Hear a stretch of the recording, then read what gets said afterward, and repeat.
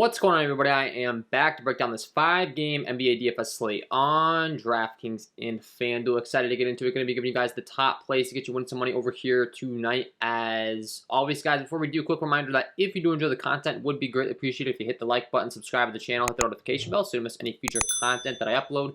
If you are going to be very serious about NBA DFS, I do offer an NBA DFS premium package. I'll pull it up at the end of the video. We can get access to my premium content sheets. I would like to give a shout out to all my current premium content members. Thank you for all the support. Got all the names up there. For anyone that joins today, I'll make sure I get you out of the graphic and get you a shout out. But I want to get the names up and give you guys a shout out. Really do appreciate it.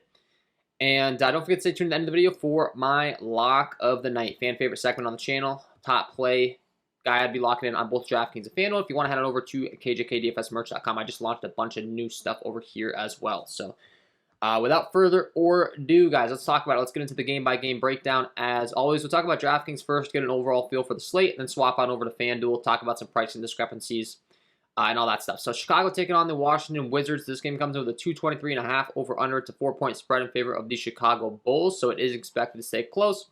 It is expected to be a decent-paced game. When you look at the rest of the slate, we are dealing with some possible blowouts, so could be a good one to target. Looking at the injury status for a couple guys, Kyle Kuzma is listed as out in this one, which is immediately going to make us have a lot of interest in Kristaps Porzingis. Going to make his usage just really good. His shot volume go way up. 21 and 22 shots the last 2 times out, respectively. He's put up 57 and 45 DraftKings points. At a 8.5 price tag, that will definitely make you happy. And I'm not too worried about the Chicago defense in this one from a matchup standpoint. So Kristaps Porzingis, immediately a guy that's standing out to me in my projection model. And then the other Washington guys that are going to get some more run certainly do look somewhat intriguing as well. So, I mean, Corey Kispert's only 3.9 over here on DraftKings. He's not exactly the best fantasy point per minute producer, but the minutes should be there. I've got him projected to play 32 minutes in this one. He is putting up 0.65 DraftKings points per minute on the season. That is less than ideal, obviously, but he played 41 minutes last time out, 31-30. So another guy you could be looking to. And overall, just everyone that's filling in. Kispert, Rui Hachimura, Kentavious Caldwell-Pope, Tomas Satoransky, all going to be, decent options to be looking to in your tournament lineups for sure. I've got Satoransky projected like a pretty decent play here as well. 0.68 DraftKings points per minute. I've got him projected to play 29 minutes. So he's kind of in the same boat. Not the best fantasy point per minute producer, but he's getting the minutes. And the fact of the matter is these guys' points per minute production is going to go up with Kyle Kuzma being off the floor, obviously. They're still not going to be the best in the world. That's just kind of what you're dealing with at this stage of the season with these teams that aren't so good. Anthony Gill's 3.3. He's another guy that's actually looking like a decent play in my projection model as well that I want to point out here. I've got him projected to play right around 21 minutes. That's what he played last time out. He does put up 0.80 DraftKings points per minute off the bench, so he's a much better fantasy point per minute producer than some of these other guys that we just discussed. So always worth taking a look to. But I mean, then Rui Hachimura, all these guys you could be taking shots on. But I mean, my favorites on the Washington side by far my favorite by far is going to be Kristaps Porzingis, obviously from the upside aspect, but then we just kind of talked about it. The guys that are going to log a lot of minutes. So Corey Kispert does look pretty good at 3.9, and then Tomas Satoransky does look pretty good. Then it's Kristaps Porzingis. So those would be my top 3. On the Chicago side, it's pretty simple. It's the big 3 that's going to get all the usage. So that is DeMar DeRozan, Zach LaVine, Nikola Vucevic. They're all priced up in the 8K range for a good reason, though. That's just the amount of usage they get. They get a great matchup taking on a Washington Wizards squad tonight that's just not good defensively. And I really want to target these 3 guys for the most part when I'm targeting Chicago. I don't really want to get cute with any of the other secondary options unless I'm targeting like some foul trouble to just get different in my tournament lineups. But Zach LaVine looks like a really great play over here on DraftKings at only an 8.2 price tag. He's grading out as a really great play. Nikola Vucevic, same thing for him at 8K. And it's not like Mr. DeMar DeRozan is too far behind them. So mixing and blending these guys, they are negatively correlated. So, playing 2 of these guys max in your lineups on a per lineup basis would be my recommendation. All 3 of them getting there is going to be a little bit difficult. If there's ever a game environment for them to do so, this would be it. But then the secondary options like Desanmu, Caruso, I'm just not as interested in. Obviously, they come at a cheaper price tag. I mean, Desamu is only 4.4. I've got him projected to play 31 minutes. So for that reason, he does look like, a reasonable play here. But other than that, the big 3 they all do look like a pretty solid play here. All getting lots of minutes, all getting lots of usage. The 8K price tag is reasonable enough to where I'm certainly willing to go there. And then KCP on the other side, we already talked about him. But overall, yeah, going to be a game you can definitely have a lot of interest in on this slate tonight. Milwaukee taking on the Philadelphia 76ers. This game comes in with a 229 over-under. It's a 1.5 point spread in favor of Philadelphia.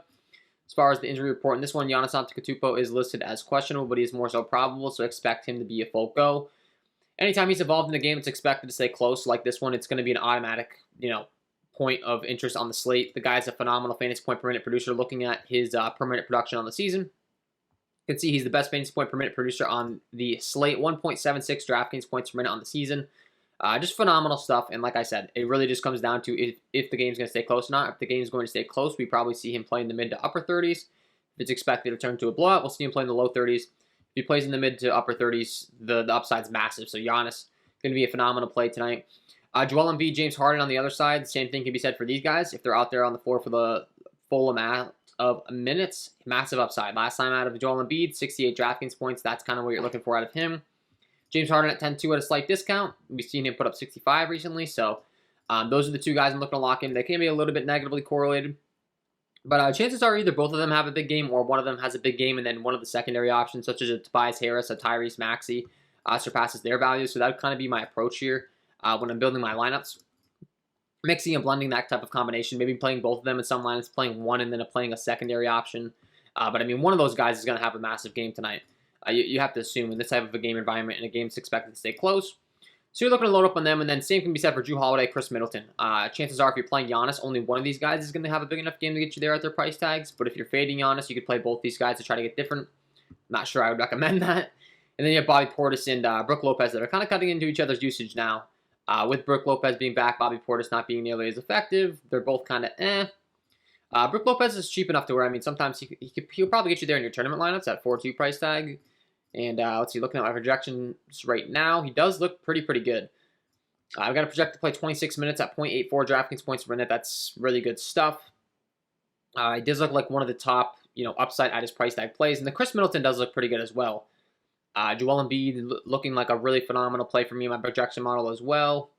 So, pretty much everyone that we just discussed are the ones we're looking to. Tyrese Maxey does look pretty good at 6'4", so I think we did a pretty good job of covering that. Detroit taking on Brooklyn. Next game on the slate. This game's definitely anticipating to turn into a blowout. Comes in with a 13.5-point spread in favor of the Brooklyn Nets, so that's a little bit dicey, but the Brooklyn Nets do have a 122.5 implied team total. That's phenomenal stuff for your fantasy lineup, so if you want to go to a Kevin Durant, a Kyrie Irving, certainly makes a lot of sense. They obviously dominate the usage in their offense. You can make an argument that probably only one of those guys gets you there tonight in this type of a game environment. So probably playing one and fading the other would be my way to go here. Just picking one that's going to go off and the other one's going to kind of take a back seat. Unless the game for some reason stays close. If it does, they could both have big games, but that's not too likely right now when we look at the outlook of the slate and how good the Detroit Pistons are. So Jeremiah Grant continues to be out on their side. If you're running it back with Detroit guys, then obviously Sadiq Bey looks really good. Marvin Bagley looks really good. Cade Cunningham. Those three are really the ones I'd be looking to lock in on. If I am playing Kyrie Irving and or Kevin Durant, it makes a lot of sense to be running it back with these options because obviously, a few of these guys are going to have big games to keep the game close. Marvin Bagley at a 5.6 price tag looks like a phenomenal price over here on DraftKings. 0.96 DraftKings points per minute. The guy's playing in the mid-30s. That is just too cheap. So he's certainly someone that I'd be willing to load up on in my tournament lineups, and he's going to be by far my favorite play on the Detroit side as far as upside at his price tag. But Killian Hayes is right there with him too at 3.9 price tag. He's actually not too bad. He could pay off for you in your tournament lineups. I don't like him nearly as much as Marvin Bagley, but we've seen him put up 31, 32 DraftKings points. If he puts up that kind of a performance, he puts up 0.78 DraftKings points per minute. At a 3.9 price tag, you'd be very happy with that in your tournament lineups. So he's worth taking some risks on in your tournament lineups. The secondary options on Brooklyn just don't look nearly as appealing. So Seth Curry would be my next guy at 5'4" that I'd be willing to get some exposure to in my tournament lineups, and then Andre Drummond. But once again, it's a little bit tough predicting. Andre Drummond played 31 minutes last time out. If that's going to be the case going forward, he looks really good, and he does get to take on his former team, the Detroit Pistons. So I guess you get a little bit of a revenge narrative here. I don't really know if that applies to Andre Drummond anymore. He's been hopping around the league all over, but it's kind of where you're looking to in that game. You're looking to either play it where it stays close or the blowout. Maybe you can just play some bench guys that have bigger games than anticipated because it's just an absolute blowout. So LA Lakers taking on the Dallas Mavericks. LeBron James listed as questionable. He's listed more so as doubtful, though. Came down on his ankle. It said it felt terrible. Carmelo Anthony, Wenyen Gabriel, Stanley Johnson, all going to see increased roles now with him being out. It's not looking like the Lakers are going to have too strong a chances to make the playoffs, so LeBron, they could just sit him for the rest of the season. Who knows? We'll see how that plays out, but Russell Westbrook definitely going to be a lot better play, but the secondary options are really the guys that I'd be looking to load up on that are looking like really great plays in my projection model. I mean, Dwight Howard looks really good at a 3.8 price tag. Stanley Johnson looks really good at a 3.3 price tag. A lot of these guys, Wendy and Gabriel at 4K, they're just going to be standing out now because you take LeBron out of the equation. I don't really think their price tags are adjusted for the new roles they're going to take on. I mean, I've got Gabriel projected to play 26 minutes at a 0.87 DK points per minute clip. As far as Dwight Howard, I've got him projected to play 23 minutes, 1.03 DraftKings points per minute. Stanley Johnson, I've got him projected to play 26 right now, 0.70 DraftKings points per minute. So they're all looking pretty good, and these projections aren't even dialed in. I wouldn't be surprised to see those guys maybe even get some more minutes for me as I continue to work on these rotations throughout the day. But Austin Reeves at a 3.5 price tag. These guys are all going to be viable plays. They all really don't produce at the highest rate. Dwight Howard's listed as questionable, but he is more so probable. So he played 33 minutes last time, about 28 the time before. I have a feeling I'm going to be giving him even more minutes before this day's over. And he's already looking like the top play on the slate, honestly, at his price tag. So I do think that Dwight Howard's really going to be a good play. Running back on the other side with Dallas, it's pretty simple. It's Luka Doncic if you're looking to pay up for a pay-up option and you think the game stays close. Obviously, he has the biggest upside. I don't think he's going to be the biggest priority for me on this slate tonight on a team that really doesn't care that much about winning. I don't think he really he's kind of just in cruise control. I think he has a decent game, but I think, guys like Giannis, guys like Joel Embiid in that other game, the Chicago guys we talked about, Russell Westbrook even at 8.8, I know he's been terrible, but now there's no LeBron, so someone's going to have to shoot. And he's pretty good for that usually. So don't hate going to him. Malik Monk obviously becomes a much better play. Carmelo Anthony becomes a much better play. We talked about these guys last. I just think it's because they're more so obvious. Malik Monk's got to be my top play on the Lakers side, just based on his price tag, his upside with no LeBron James. I think he could really, really step up here, so I like him quite a bit. And then Spencer Dinwiddie and Jalen Brunson are my two options I'm looking to play if I'm fading Luka Doncic.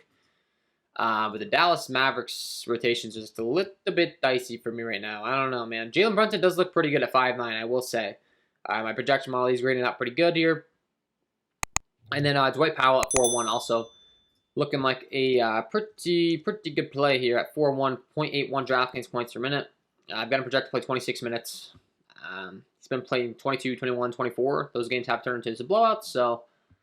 but that's pretty much all I'm looking to in this game.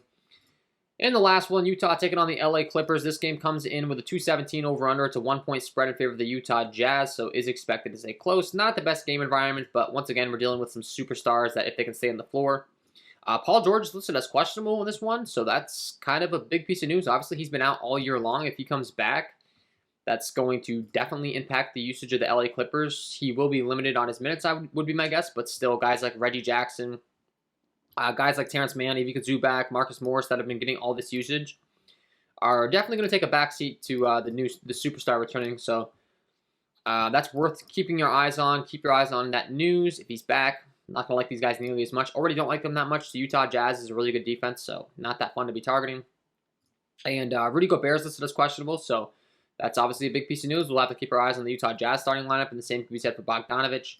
If these guys are out, keep your eyes on who's starting. If we say maybe some Hassan Whiteside back in the starting lineup, I think they've been refusing to do that, and actually Whiteside's not even available now. So let me double check myself. Yeah, he's listed as out, so it wouldn't even be Whiteside because he's already been ruled out. He's missed his third consecutive matchup, so it's not going to be Whiteside. It's going to be one of the other options. Keep your eyes on which one it would be. If I had to guess, probably going to be turned into an Eric Paschall, but who knows? We'll find out one way or another. But yeah, Mike Conley, Donovan Mitchell, going to be certainly great options regardless. And the thing is, if Rudy Gobert and these guys are ruled out, I think they're going to just take on even more usage and responsibility. There's no Bogdanovich. And then Jordan Clarkson off the bench, even though he's not directly correlated with the center position, could see some more minutes. Maybe they decide to go kind of more small ball build here. I know the Clippers have been willing to do so, not having to play Ivica Zubac every single minute on the floor. So, but overall, we're waiting on a lot of news in this game, man. If I had to tell you my favorite plays, looking at my projections right now, Rudy Gobert looks really good at 7-3, but he might not be in. Donovan Mitchell looks really good at 8-7. The two pay-up options. But they do look really, really good overall from a grand schemes of things on the slate as well. So they are my favorite options, followed by Mike Conley. So anyone else, I don't really like that much. I do have Bojan Bogdanovic projected as in, so that could switch things around as stated. And obviously Paul George being in could switch some things around. So really need that news in his last game. But switching on over to FanDuel, talking about some pricing discrepancies. Looking at my projection model right now. Let's see if we have anything that's really standing out just from up here. A price tag play. If we do, I'll let you guys know. Wenyen Gabriel's minimum salary at the power forward position, so that's immediately someone that I want to be targeting. No LeBron James. He's minimum salary. That's going to allow you to pay up for some other options on the slate. He becomes, definitely a viable cheapie option. You have Thomas Satoransky on Washington at only 3.6. We talked about him. He's a guy that I always like targeting over here on FanDuel too because he's really good at racking up the steals. And you get 3 points for every block and steal on FanDuel, which is obviously a big deal. Nikola Vucevic, Rudy Gobert look like some great options at the center position. The Detroit guys that we talked about, Saddiq Bey and Marvin Bagley, look really great. Obviously, we talked about there's no Jeremiah Grant, so they're going to get a bump up, and they're really cheap over here. Only 5.5 for Saddiq Bey. Marvin Bagley is only 6.3, so certainly getting a lot of exposure to those guys makes a lot of sense to me. Joel Embiid, Luka Doncic at 10.5 is much cheaper over here on FanDuel. It makes him a lot easier to be getting to, and he does have point guard and shooting guard eligibility, so he's a guy that seems to be getting a lot more exposure. I seem to have a lot more interest in him over here on FanDuel than I do on DraftKings, but Kristaps Porzingis, with there being no Kyle Kuzma, looks like a phenomenal pay-up option. So we talked about the cheap play in Wenyen Gabriel. Maybe you could pair him up with Kristaps to get some Giannis in your lineup at the small forward position. But overall, I think we're going to be using a lot of the LA Lakers value to get up to some pay-up options on this slate tonight. I think it's going to be kind of stars and scrubsy on both websites, and that's kind of what I'll leave you guys with. I think that's going to kind of be the strategy. So before I let you guys go, I got to give you my lock of the night as always. But if you enjoyed, would be greatly appreciated if you hit that like button, subscribe to the channel, hit the notification bell so you don't miss any future content that I upload. Go ahead and sign up over here on PrizePicks. They are the sponsor of the program. Use that promo code KJK DFS to receive an instant match deposit up to $100. I've been giving out picks daily on the channel on that. You can check out the premium content packages, patreon.com/KJK_DFS. And if you are interested in getting some KJK DFS merch, once again, that is KJKDFSmerch.com. Got all that launched up. But without further ado, guys, let's get into my lock of the night, what you've all been waiting for. Let's get into it. And my lock of the night tonight is going to be Marvin Bagley, taking on this Brooklyn Nets squad tonight. Priced very reasonable on both websites, playing in the mid-30s in minutes. As far as DraftKings is concerned, he's priced at 5.6, putting up 0.96 DraftKings points per minute. FanDuel, they've got him priced at 6.3, putting up 0.94 FanDuel points per minute. Great game environment here with a 231.5 over-under, and simply put, the price tag is too cheap. The upside is too massive for the price tag. Love the game environment as well. Fast up pace. Should be plenty of opportunity for him to surpass this price tag tonight. Get him in your lineups because he is my lock of the night. So there you have it, guys. Marvin Bagley, get him in your lineups, and that is all from me in this one. If you did enjoy the content, would be greatly appreciated if you hit that like button, subscribe to the channel, hit that notification bell so you don't miss any future content that I upload. Wishing you all the best of luck tonight, and we will see you in the next one.